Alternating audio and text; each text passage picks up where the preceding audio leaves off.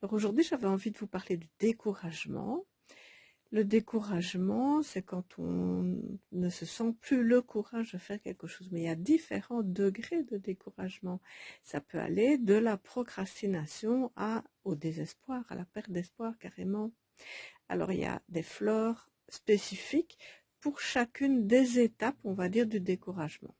On va parler de la toute première fleur, le premier niveau de découragement. C'est quand on remet tout à demain parce que on est fatigué psychiquement à cause de tout ce qu'il y a à faire. Donc c'est notre mental qui s'encombre avec tout ce qu'il y a à faire et du coup on n'a plus du tout l'énergie pour le faire. On a l'impression qu'il nous faudrait un starter, un petit boost, un petit coup de boost pour démarrer cette activité.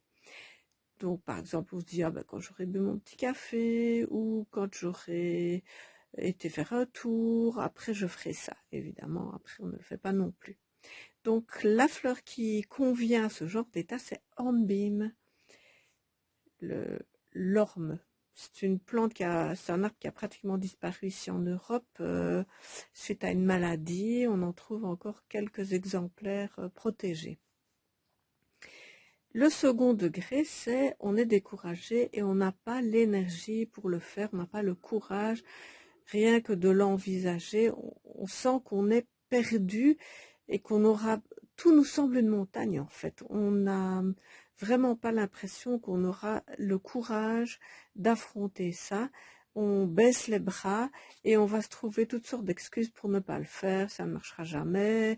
On devient pessimiste et aigri souvent avec Gentiane, parce qu'on est découragé et on essaie de se chercher des excuses pour ne pas le faire finalement ce qu'on a à faire tellement on est découragé.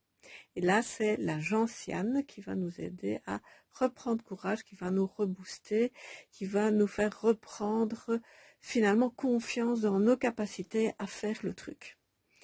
Et le troisième niveau de découragement, c'est le désespoir. On a perdu l'espoir de faire quelque chose. On essaie quand même de le faire tant bien que mal.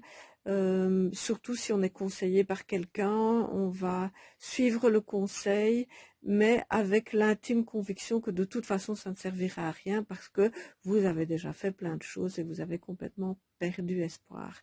Là, c'est gorse qu'il s'agit d'utiliser. C'est un petit peu comme du genêt, sauf que ça a des épines en fait. C'est une belle fleur jaune. Et gorse va nous aider alors à retrouver l'espoir et automatiquement à retrouver l'énergie, une belle énergie jaune, vivante, pour refaire ce qu'on a à faire.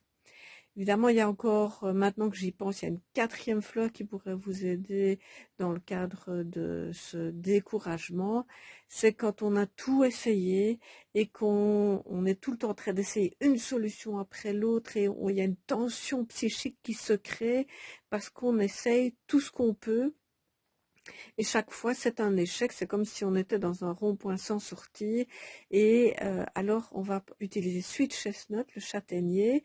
Et le châtaignier va nous permettre alors de lâcher prise devant des choses, devant la réalité finalement, devant des choses qui ne sont pas transformables. Ça va nous aider à faire la distinction entre ce qui est réalisable et ce qui ne l'est pas, ce qui est changeable et ce qui ne l'est pas, ce pour lequel on doit continuer à avoir de l'énergie et ce pourquoi on devrait plutôt lâcher prise.